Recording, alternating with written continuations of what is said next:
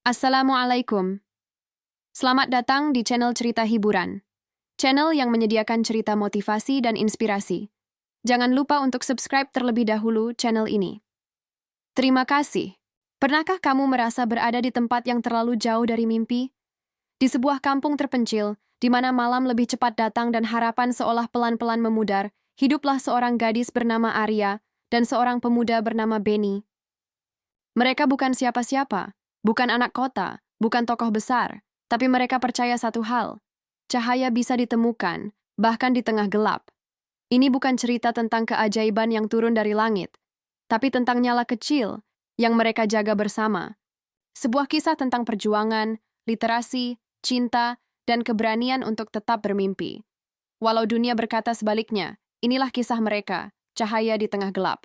Kabut pagi masih menggantung di antara pepohonan. Suara ayam bersahut-sahutan, menyambut datangnya hari baru.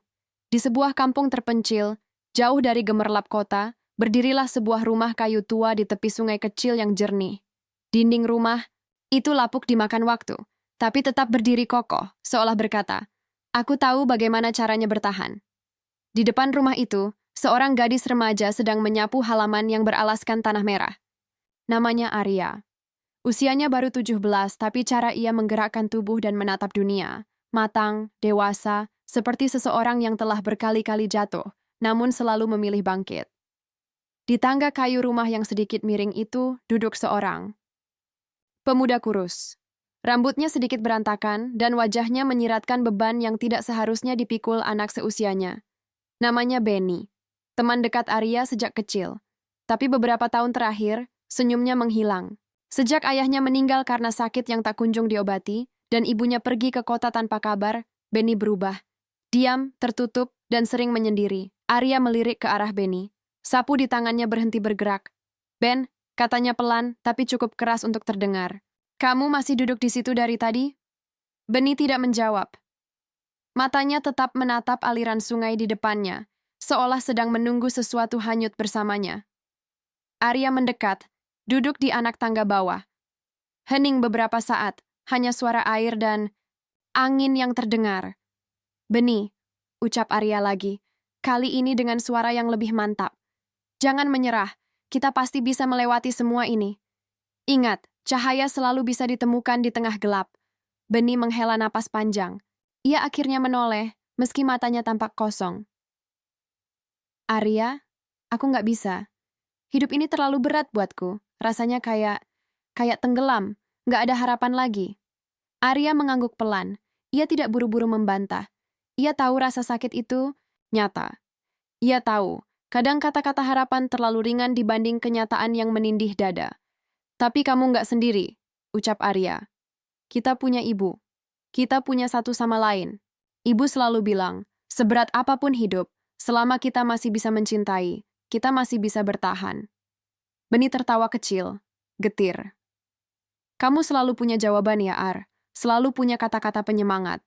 Tapi kamu nggak tahu rasanya jadi aku." Arya menatapnya dalam. "Mungkin aku nggak tahu semua rasanya, tapi aku tahu rasanya kehilangan. Ayahku juga meninggal pas aku masih kecil. Ibu harus kerja di sawah, dagang keliling, bersihin rumah orang, semua buat nyekolahin aku. Kita makan nasi sisa semalam, lauk, cuma garam. Tapi ibu nggak pernah ngeluh. Dia selalu bilang, kita hidup bukan buat menyerah, kita hidup buat bertahan." Dan aku percaya itu. Benny menggigit bibirnya. Ada kilatan emosi di matanya, antara malu, sedih, dan kagum. Arya menyentuh bahu Benny. "Kalau kamu capek, istirahat. Tapi jangan berhenti. Kita jalan bareng. Pelan-pelan juga nggak apa-apa. Tapi jangan menyerah, Ben. Jangan." Benny tidak menjawab. Tapi untuk pertama kalinya setelah sekian lama, ia tidak menghindari tatapan Arya. Dan di sana, di matanya yang sembab mulai muncul setitik cahaya kecil, rapuh tapi nyata. Pagi mulai beranjak siang. Matahari yang tadi malu-malu menembus kabut, kini mulai hangat menyentuh daun-daun pisang di pekarangan. Arya berdiri dari tangga dan menepuk bahu Benny pelan. "Ayo kita ke dapur. Ibu pasti udah selesai masak. Kalau kamu nggak makan, bisa pingsan nanti," kata Arya sambil senyum, berusaha ringan. Benny mengangguk pelan, masih belum sepenuhnya pulih dari pergolakan dalam hatinya. Tapi langkahnya mulai mengikuti Arya, meski pelan, ke arah dapur kecil yang terletak di belakang rumah. Dapur itu sederhana. Dindingnya dari papan dan anyaman bambu. Ada tungku tanah liat dengan kayu bakar yang masih mengepul. Di atasnya, sebakul nasi yang masih hangat tertutup daun pisang. Ibu Arya sedang menumbuk sambal di atas cobek batu besar. Tangan tuanya lincah, suaranya berpadu dengan aroma yang menggugah selera. "Ibu," panggil Arya lembut sambil mencuci tangan. Ibu Arya menoleh, tersenyum hangat. Wajahnya yang mulai keriput itu selalu tenang, seolah dunia luar tak pernah benar-benar mampu mengusiknya. "Beni ikut makan ya, Bu," kata Arya sambil menarik bangku kayu kecil untuk temannya. "Alhamdulillah," ucap Ibu Arya pelan. "Sudah lama kamu nggak kesini pagi-pagi, Nak." Beni menunduk malu. "Maaf, Bu, saya malu." Ibu Arya menghentikan ulekannya. Ia bangkit, menghampiri Beni, dan tanpa banyak bicara langsung memeluk pemuda itu. Beni sedikit kaku, tapi tak mengelak. Perlahan ia tenggelam dalam pelukan, hangat yang mengingatkannya akan pelukan ibunya, yang entah sekarang di mana. "Tidak ada yang perlu kamu malu, Beni," ucap Ibu Arya lembut. "Kita semua sedang belajar kuat. Ibu juga masih belajar, Nak. Tapi jangan pernah bilang kamu lemah. Kamu cuma belum pulih, dan itu tidak salah." Beni mengatupkan bibirnya erat. Matanya berair, tak ada kata yang mampu keluar. Tapi pelukan itu cukup. "Udah, ayo makan," kata Arya, berusaha mencairkan suasana. "Sambal ibu lagi pedes-pedesnya nih, biar kamu semangat lagi." Mereka duduk bertiga di lantai dapur. Tak ada meja makan, hanya daun pisang lebar sebagai alas, sepiring tahu goreng, sambal, nasi hangat, dan irisan timun dari kebun sendiri. Tapi rasa syukur di dalam hati mereka penuh. Sambil makan, Ibu Arya mulai bercerita tentang masa muda yang penuh perjuangan, tentang ayah Arya yang wafat karena kecelakaan saat hendak mengantar hasil panen ke kota, dan tentang bagaimana beliau terus bertahan demi Arya. "Waktu itu ibu sempat pengen nyerah," katanya. "Tapi, tiap kali lihat Arya kecil tidur sambil meluk boneka jerami yang ibu bikin, ibu sadar. Kalau ibu nyerah, siapa yang jagain dia?" Arya menatap ibunya dengan senyum tipis. "Itu kenapa aku kuat, Bu, karena ibu nggak pernah nyerah." Beni hanya terdiam. Tapi di matanya jelas terlihat, pelan-pelan hatinya yang beku mulai mencair, makan. Siang itu mungkin sederhana, tapi untuk Beni, itu jadi titik balik. Untuk pertama kalinya dalam waktu yang lama, dia merasa, aku nggak sendirian. Keesokan harinya, pagi kembali menyapa kampung kecil itu dengan damai. Udara masih dingin, tapi mentari mulai menampakkan sinarnya di balik perbukitan. Burung-burung bersiul ceria, dan suara anak-anak kecil mulai terdengar dari kejauhan, bersiap. Ke sekolah, Arya dan Beni berjalan beriringan di jalan setapak berdebu. Jalur itu membelah sawah-sawah yang baru selesai ditanami. Air mengalir tenang di pematang, memantulkan bayangan langit biru. Beni menggendong tas lusuh di pundaknya. Arya menenteng buku-buku bekas yang ia bungkus rapi. Mereka berjalan pelan, menikmati pagi tanpa terburu-buru. Tak ada angkot di sini, apalagi ojek online. Kaki adalah kendaraan utama. "Ben," kata Arya membuka obrolan, "kamu masih ingat cita-citamu pas kecil?" Beni terdiam sejenak. "Ingat sih, tapi udah lama, aku kubur dalam-dalam." Arya tersenyum. "Gali lagi, yuk. Siapa tahu masih bisa tumbuh." Beni menatap ke depan, matanya menerawang. "Dulu, aku pengen jadi penulis." Arya melirik dengan penuh minat.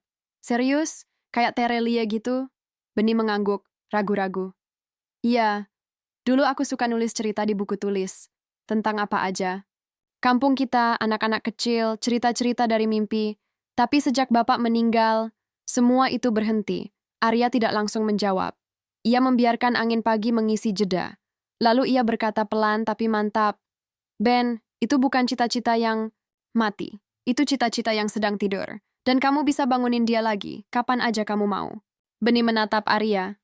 "Kamu sendiri, mau jadi apa?" Arya tersenyum sambil menatap langit. "Aku pengen jadi guru." "Guru?" "Iya. Aku pengen ngajarin anak-anak kampung ini, supaya mereka tahu, dunia itu luas. Kita boleh tinggal di kampung. Kecil, tapi mimpi kita harus besar. Biar nggak semua anak kecil tumbuh jadi dewasa yang menyerah." Beni menelan ludah. Kata-kata Arya terlalu dalam untuk pagi yang tenang ini. "Kamu tahu nggak?" lanjut Arya sambil menendang batu kecil di jalan. "Dulu aku pernah nulis nama aku dan gelar SPD di belakangnya, terus tempel di kaca. Biar tiap pagi aku lihat, Biar aku ingat mimpi aku sendiri. Beni tertawa kecil. Kamu aneh tapi keren. Arya mengangkat alis. Makasih, itu pujian kan? Pujian kok, jawab Beni sambil nyengir. Mereka melangkah makin jauh. Sekolah desa sudah mulai tampak di ujung jalan. Bangunannya sederhana, dindingnya dari papan dan atapnya seng, tapi penuh tawa dan semangat. Anak-anak kecil mulai berlari. Ke dalam halaman, sebagian menyapa mereka dengan lambaian tangan. Ben, kata Arya tiba-tiba. Kalau kamu mulai nulis lagi, aku mau jadi pembaca pertamamu. Beni diam. Tapi di wajahnya ada sesuatu yang berubah. Bukan hanya senyum, tapi ada nyala. Semangat yang mulai muncul dari balik reruntuhan hati. Beneran? Tanyanya pelan. Beneran banget, jawab Arya yakin. Kamu cuma butuh mulai. Satu kata aja cukup buat buka jalan panjang.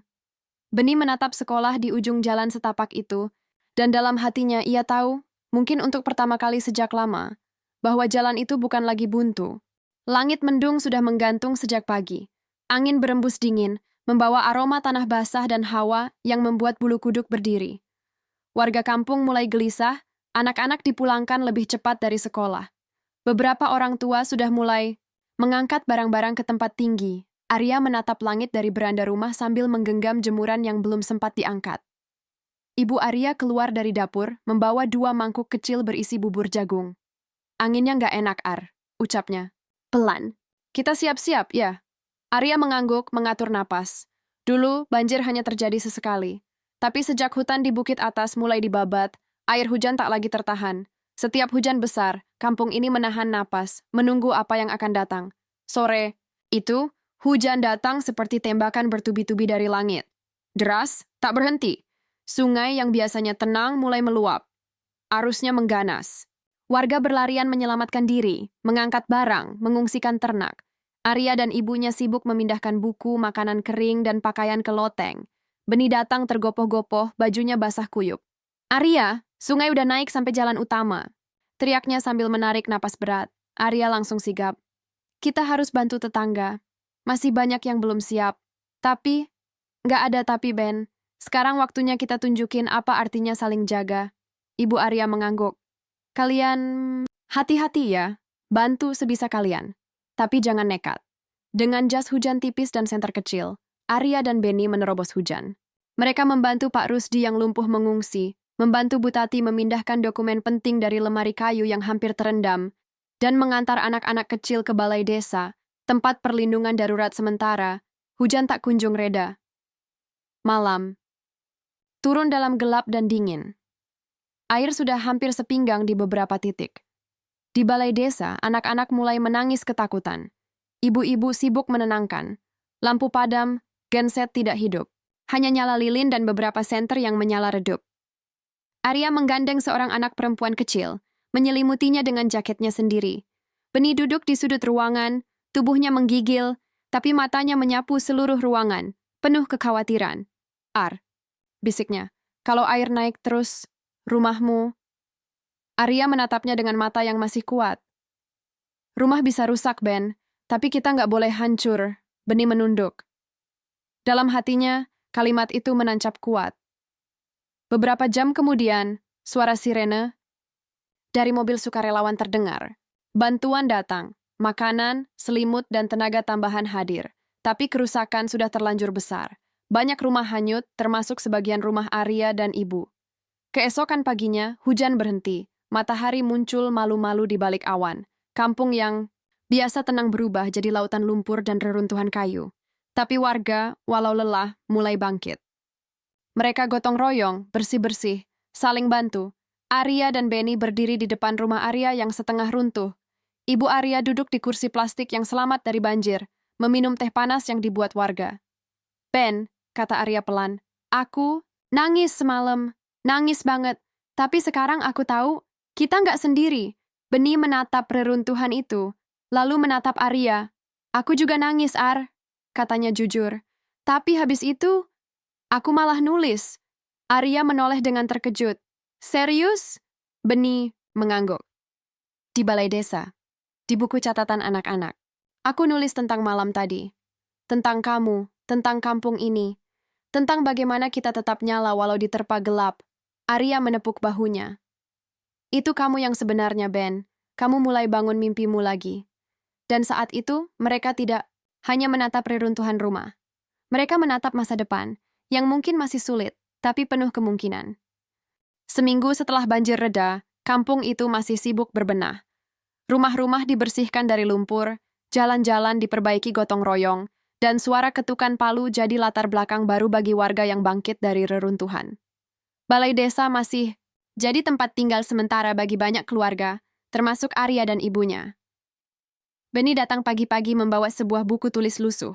Ia menentengnya dengan hati-hati, seperti membawa benda berharga. Ar, panggilnya ketika Arya sedang menyapu lantai balai desa. Pagi. Tumben kamu datang sepagi ini? Tanya Arya sambil menyandarkan sapunya. Beni tersenyum, meski wajahnya masih tampak kurang tidur.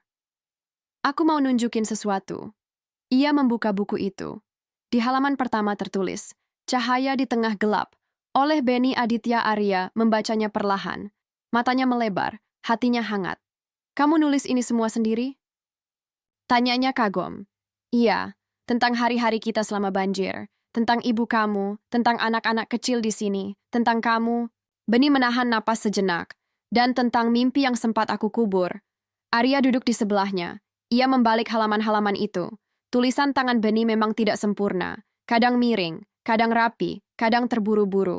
Tapi setiap kalimat terasa hidup. Ada emosi yang mengalir, ada makna di balik tiap kata. Ini harus dibaca orang banyak, kata Arya penuh semangat. Siapa yang mau baca tulisan dari anak kampung kayak aku? Gumam Beni. Justru karena kamu dari kampung, Ben, balas Arya cepat. Tulisan kamu bisa jadi suara untuk mereka yang seringkali nggak terdengar. Suara kita. Hari itu juga, Arya mulai menyalin tulisan Beni ke dalam bentuk yang lebih rapi. Ia pinjam komputer tua milik Pak Guru di sekolah dan mengetik setiap halaman dengan teliti. Ibu Arya bahkan ikut bantu mengoreksi ejaan dan tanda baca.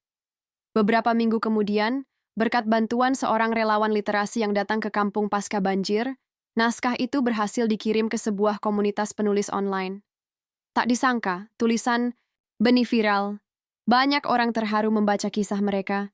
Komentar demi komentar masuk. Tulisan ini bikin saya sadar, masih banyak yang kuat walau serba kekurangan. Kapan bukunya terbit? Saya mau beli. Penulisnya luar biasa. Terus semangat ya, Beni. Beni tak menyangka.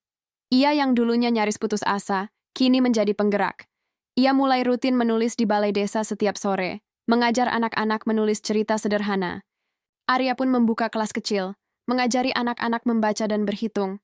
Cahaya itu bukan cuma dari lilin atau matahari, ucap Arya suatu sore saat mereka duduk di teras balai desa. Kadang, cahaya itu datang dari kata-kata yang tulus. Beni mengangguk. Dan kadang, dari orang seperti kamu yang nggak pernah capek nyalain harapan buat orang lain. Arya tertawa kecil. Loh, aku kan cuma kasih korek. Kamu sendiri yang nyalain apinya. Mereka tertawa bersama. Di ujung kampung, matahari terbenam, tapi cahaya di hati mereka justru baru mulai menyala. Pagi itu, Arya duduk di bawah pohon jambu belakang balai desa. Di pangkuannya ada setumpuk buku bacaan sumbangan. Anak-anak kecil mengelilinginya sambil berebut giliran membaca. Di tengah tawa mereka, tiba-tiba Pak Guru datang tergopoh-gopoh sambil membawa amplop besar coklat. Arya, ini ada surat buat kamu, serunya sambil terengah. Arya menerima surat itu dengan dahi berkerut. Di pojok kanan atas tertera cap resmi, Yayasan Cendekia Nusantara. Dengan tangan gemetar, ia membuka perlahan, matanya menelusuri baris demi baris, dan mendadak ia berdiri, kaget dan bingung sekaligus. Aku keterima, teriaknya. Aku dapat beasiswa sekolah ke luar kota. Anak-anak bersorak, sementara Pak Guru menepuk punggung Arya bangga. Kamu layak dapat ini, Arya. Kamu sudah kerja keras. Ini jalurmu menuju masa depan. Sore harinya, kabar itu menyebar cepat di kampung. Ibu Arya menangis haru, memeluk putrinya, Erat. Beni, yang baru saja selesai mengajar anak-anak menulis puisi, datang dan menemukan Arya duduk sendiri di tepi sungai. Ar? Panggilnya pelan. Arya menoleh, matanya masih merah. Tapi bukan karena sedih. Campur aduk. Bahagia, takut, bingung. Aku senang, Ben, tapi juga takut. Takut kenapa? Aku takut ninggalin semua ini. Ibu, kamu, anak-anak. Takut kalau aku pergi, aku lupa siapa aku. Takut kalau aku gagal. Beni duduk di sampingnya, menatap aliran air yang terus mengalir. Kamu nggak akan lupa siapa kamu, ucapnya tenang. Justru kamu akan bawa kampung. Ini di hatimu, kemanapun kamu pergi. Kamu bukan ninggalin, Ar. Kamu lagi tumbuh, Arya menunduk. Tapi kamu gimana? Kamu juga udah mulai berkembang. Buku kamu udah dilirik penerbit, komunitas nulis ngajak kamu ikut pelatihan. Kenapa kamu nggak ikut juga? Beni tertawa pelan. Karena aku baru tahu. Mungkin tempatku sekarang masih di sini. Aku mau bangun ruang baca untuk anak-anak. Mau jadi jembatan antara kampung ini dan dunia luar, kayak kamu. Jadi kita jalan beda arah? Bisik Arya. Beda arah bukan berarti pisah selamanya. Jawab Beni, menatap Arya dalam-dalam. Kita tetap punya tujuan yang sama. Nyebarin cahaya. Caranya aja yang beda. Malam itu, kampung kecil mereka mengadakan syukuran sederhana. Di bawah lampu Petromax dan tenda dari terpal, warga berkumpul. Arya diminta berdiri di depan, sambil membaca surat beasiswanya. Beni berdiri di samping, menggenggam mikrofon dan membacakan satu kutipan dari tulisannya. Di tengah gelap, kadang kita hanya butuh satu cahaya kecil untuk bisa melangkah. Tapi, jika satu cahaya itu menyalakan cahaya lain, kampung ini bisa jadi terang untuk selamanya. Tepuk tangan menggema. Ibu Arya menitikkan air mata bahagia. Pak Guru mengangguk penuh bangga. Di antara kerumunan, dua anak remaja saling menatap, sadar bahwa perjalanan mereka baru saja dimulai. Dan meski jalannya tak selalu sama, tujuan mereka satu, menerangi. Hari keberangkatan tiba lebih cepat dari yang Arya bayangkan. Pagi itu, langit biru cerah, bertolak belakang dengan suasana hati di balai desa yang mulai ramai dengan warga yang ingin mengantar kepergian Arya. Barang-barangnya hanya 2 tas besar dan 1 ransel. Selebihnya, yang paling berat dibawa adalah kenangan. Ibu Arya menyiapkan bekal untuk perjalanan. Nasi uduk sederhana, telur balado, dan sambal buatan sendiri. Sesuatu yang mungkin akan Arya rindukan ketika berada jauh nanti. Kalau nanti kangen, rumah makan ini ya, ucap ibu sambil menyelipkan kotak makanan ke dalam tas Arya. Arya memeluk ibunya erat, mencoba menahan air mata. Tapi tetap saja pipinya basah. Aku bakal kangen ibu, kangen rumah, kangen semuanya. Ibu Arya membelai rambut putrinya. Pergilah dengan hati yang yakin. Di sini ibu akan baik-baik saja. Kamu kejar mimpimu, nak. Beni berdiri tak jauh, menatap Arya dari balik kerumunan. Tangannya mengepal, menahan segala emosi yang berdesakan dalam dada. Saat Arya akhirnya berdiri di depan mobil yang akan membawanya ke kota, Beni maju perlahan. Ia menyerahkan sebuah buku tulis bersampul coklat. Buat kamu, katanya. Ini catatan harian yang belum selesai. Lanjutkan di sana. Kamu bisa isi dengan kisah baru, tentang kamu, tentang orang-orang yang akan kamu temui, tentang hidup. Arya menerimanya pelan, jari-jarinya bergetar. Terima kasih, Ben. Kamu selalu kasih aku cahaya. Bahkan sebelum aku tahu aku membutuhkannya. Mereka saling tersenyum. Tidak ada pelukan, tidak ada kata perpisahan besar. Hanya mata yang saling menyampaikan janji. Kita bertemu lagi. Entah kapan, tapi pasti. Mobil pun melaju, meninggalkan debu yang perlahan turun ke tanah. Warga melambaikan tangan. Beni berdiri diam di tempat, memandangi jalan yang perlahan kosong. Tapi di dadanya tidak ada lagi gelap, hanya cahaya yang hangat dan yakin. Hari-hari baru pun dimulai. Arya memasuki asrama sederhana di kota. Ia sekamar dengan 3 gadis dari daerah lain yang juga mendapat beasiswa. Suasana ramai, penuh semangat, tapi juga sedikit canggung. Di malam pertama, ia membuka buku dari Beni dan menulis. Hari pertama, aku resmi jadi anak kota sekarang, tapi aku nggak akan lupa kampungku. Setiap langkahku di sini akan kutanam dengan ingatan tentang tempat asal. Dan tentang seseorang yang tak pernah lelah menyalakan aku kembali. Sementara itu di kampung, Beni mulai membangun ruang baca dari bahan sisa bangunan dan bantuan warga. Ia menamainya Cahaya Kata. Setiap sore, anak-anak berdatangan, membaca, menulis, menggambar.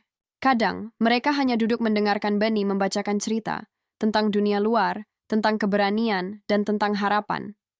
Di salah satu dinding ruang baca, Beni menempelkan kutipan yang ditulis dengan spidol besar. Orang yang membawa cahaya. Bukan selalu yang paling terang, kadang mereka hanya cukup berani untuk menyalakan lilin pertama. Dan seperti itu, Meski Arya dan Benny tidak lagi berjalan bersebelahan, mereka tetap berjalan menuju cahaya yang sama. Satu kata, satu langkah, satu impian pada satu waktu. Ayo terus tulis, Ar, karena tulis itu nyambungin dua dunia. Benih surat demi surat terus mereka tukar. Sebulan sekali, kadang 2 minggu sekali, tergantung kesibukan masing-masing. Tapi tiap surat jadi bahan bakar. Saat Arya lelah dengan tugas, ia baca tulisan Benny. Saat Benny mulai ragu, ia buka surat Arya. Hingga suatu hari, Arya menulis sesuatu yang lebih dari biasanya. Untuk Benny, yang kini sudah. Jadi penjaga cahaya, Ben, kamu tahu nggak? Aku diterima magang di lembaga pendidikan non-formal di sini. Salah satu programnya mau kerja sama dengan ruang baca di daerah. Aku langsung mikir, gimana kalau kita daftarin cahaya kata? Ini mungkin bisa jadi jembatan lebih besar dari yang kita bayangin. Kamu di sana, aku di sini. Tapi kita bisa bangun sesuatu bareng, aku deg-degan. Tapi juga semangat. Kadang aku pikir, ini bukan cuma soal pendidikan. Ini soal harapan yang dikirim dari satu tempat ke tempat lain. Dan kita kurirnya. Gimana, Ben? Siap kerja bareng lagi? Arya Benny senyum sambil baca surat itu. Di tangannya ada pulpen. Di hatinya ada keyakinan. Meski berjarak, mereka tetap satu tujuan. Ia pun menulis kembali, tapi kali ini dengan satu kalimat pembuka yang berbeda. Untuk Arya, teman seperjuangan, dan cahaya terbesarku. Beberapa minggu setelah surat Arya sampai, Benny menerima kabar lanjutan lewat telepon. Suara Arya terdengar penuh semangat. Programnya jalan, Ben. Kita dapat slot buat presentasi ruang baca kamu ke pihak yayasan. Kalau lolos, mereka bakal bantu dana, pelatihan, bahkan koneksi ke jaringan nasional. Benny mendengarkan dengan campuran antusias dan gugup. Ia bukan pembicara publik, bukan orang yang biasa bersinggungan dengan birokrasi. Tapi jika ini demi anak-anak di kampung, ia siap mencoba. Di malam yang sama, Benny duduk di bawah lampu temaram di ruang baca sambil menyusun presentasi. Ia mencatat dengan rapi. Dampak ruang baca, jumlah anak yang aktif, kisah-kisah yang lahir dari ruangan kecil itu. Di akhir halaman, ia tulis satu kalimat besar. Cahaya bisa lahir dari tempat yang orang kota anggap gelap. Beberapa hari kemudian, Arya menunggu Benny di ruang presentasi sebuah gedung milik yayasan. Saat Benny datang dengan baju pinjaman dan sepatu mengkilap yang sedikit kebesaran, Arya langsung tersenyum bangga. Tenang, Ben, aku bantu kamu di sini. Presentasi berjalan dengan banyak gemetar, tapi Benny berbicara dengan hati. Ia tidak pakai istilah teknis, tidak melebih-lebihkan. Ia cuma bercerita tentang anak-anak yang menulis puisi, tentang ruang sempit yang jadi tempat lahirnya harapan. Salah satu anggota yayasan, seorang ibu separuh baya dengan kacamata bundar, tampak terharu. Ruang baca Anda mengingatkan saya pada masa kecil saya di desa, katanya pelan. Kami akan pertimbangkan ini dengan serius. Tapi dunia tak semudah itu. Setelah presentasi, kabar tersebar di kampung. Awalnya semua tampak positif, tapi kemudian muncul suara-suara sumbang. Benny mau bangun apa? Perpustakaan? Duit dari mana? Jangan-jangan itu proyek cari nama doang. Orang kota mah gampang janji, ujung-ujungnya lupa kampung. Benny terpukul. Ia duduk lama di pinggir lapangan, menatap ruang baca yang kini dicibir. Ia mulai meragukan, apakah ia sudah terlalu jauh bermimpi? Arya menelepon malam itu. Jangan mundur, Ben, katanya pelan. Kalau kita berhenti sekarang, kita kalah sama suara yang enggak tahu apa-apa tentang cahaya yang kita bangun. Benny menarik napas panjang. Mereka enggak percaya karena belum lihat hasilnya, Ar. Kita harus kasih bukti. Beberapa minggu kemudian, hasil evaluasi yayasan keluar. Cahaya kata lolos. Mereka menerima dana pembinaan selama 1 tahun, termasuk pelatihan literasi digital, pengiriman buku, dan pelatihan guru lokal. Arya ikut terlibat sebagai penghubung antara yayasan dan kampung. Ruang baca pun direnovasi. Dindingnya dicat warna cerah. Rak buku dari kayu bekas diperbarui. Anak-anak mulai berdatangan lagi. Kali ini bukan hanya untuk membaca, tapi belajar mengetik, menggambar digital, bahkan membuat video cerita pendek. Namun kerjasama ini juga membawa dilema. Suatu malam, Arya menghubungi Benny lewat video call. Ben, yayasan nawarin aku jadi koordinator program nasional. Tapi itu artinya aku nggak bisa fokus ke kampung kita lagi. Benny terdiam. Kalau aku terima, aku bisa bantu lebih banyak kampung. Tapi aku takut, kita jadi makin jauh. Benny tersenyum, meski matanya tampak sendu. Ar, Kalau kamu bisa nyalain 1000 cahaya lagi, kenapa enggak? Aku tetap di sini, tapi cahaya kamu akan sampai kemana-mana. Jangan ragu. Tangis Arya pecah. Bukan karena sedih, tapi karena tahu, kepercayaan yang Benny berikan lebih besar dari ketakutan mereka sendiri. Dan pada malam terakhir sebelum Arya memulai tugas barunya, ia mengirim surat terakhir sebelum masa baru dimulai untuk Benny, penjaga. Kampung yang kini tak lagi gelap, aku pergi bukan untuk menjauh, tapi untuk menyebar. Kampung kita akan tetap jadi titik awal segalanya. Kamu tetap jadi pusat semestaku. Kalau nanti aku merasa hilang arah, aku tahu kemana aku harus pulang. Arya. Musim hujan datang membawa kabut dan keraguan. Jalanan tanah menuju kampung becek, dan koneksi internet sering terputus. Tapi bukan itu yang membuat Benny resah. Suatu pagi, ia menerima surat dari yayasan. Ada tekanan dari pejabat lokal karena program literasi mereka dinilai tidak sesuai dengan rencana pembangunan daerah. Tak dijelaskan apa maksudnya. Yang jelas, dana program dibekukan sementara. Katanya ada yang merasa tersinggung karena anak-anak lebih dengerin kita daripada ikut kegiatan desa, keluh Arya lewat telepon dengan suara cemas. Ini lebih politis dari yang aku kira. Benny terduduk lesu di ruang baca, yang kini sepi karena hujan. Kertas-kertas tugas anak-anak masih tersusun rapi. Di salah satu meja, ada tulisan tangan kecil. Kalau besar nanti, aku mau jadi penulis. Kayak Kak Arya. Benny menggenggam kertas itu. Mereka ini bukan pion proyek. Mereka manusia yang lagi tumbuh. Gumamnya lirih. Malam itu Benny mengumpulkan warga di balai desa. Ia berdiri di depan mereka, bukan dengan nada marah, tapi dengan suara penuh keyakinan. Aku tahu mungkin sebagian dari kalian ragu, tapi izinkan aku bertanya. Sejak kapan belajar jadi hal yang berbahaya? Beberapa warga mulai saling pandang. Anak-anak kita sekarang bisa nulis surat, bikin cerita, bahkan ngerti soal dunia luar. Apa itu salah? Apa kita mau balik ke zaman di mana satu-satunya cahaya malam cuma dari lampu minyak dan cerita gosip? Sunyi. Lalu satu tangan terangkat. Pak Thohir, kepala dusun, berdiri. Aku juga awalnya ragu, Ben. Tapi kemarin, cucuku kirim puisi buat neneknya yang sudah meninggal. Aku nangis bacanya. Kalau itu salah, aku rela salah bareng kamu. Tepuk tangan perlahan-lahan menyusul. Dukungan pun datang satu persatu, dari suara yang awalnya diam. Beberapa hari kemudian, kampung mereka viral di media sosial. Arya diam-diam mengirim dokumentasi ke kenalannya di lembaga media alternatif. Video Benny berpidato, gambar anak-anak menulis, dan momen ruang baca dibuka kembali jadi perbincangan publik. Dukungan datang bertubi-tubi. Beberapa penulis ternama mengirim buku. Mahasiswa kota datang untuk studi lapangan. Bahkan aktor terkenal mengunggah cahaya kata di Instagram dengan caption, "Tempat sederhana, semangat luar biasa." Ini Indonesia yang sebenarnya. Yayasan tak bisa menutup mata. Mereka bukan hanya melanjutkan dana, mereka menjadikan cahaya kata sebagai contoh utama keberhasilan program. Arya kembali ke kampung untuk pertama kalinya setelah 1 tahun. Ia menatap jalanan yang dulu sepi, kini ramai anak-anak bermain sambil membaca buku. Di ujung jalan berdiri Benny dengan senyum yang khas.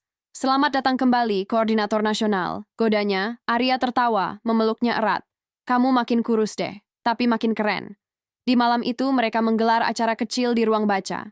Anak-anak tampil membacakan puisi, mempersembahkan lagu, dan menggambar mimpi mereka di papan besar. Ada yang ingin jadi guru, pilot, bahkan penggerak harapan.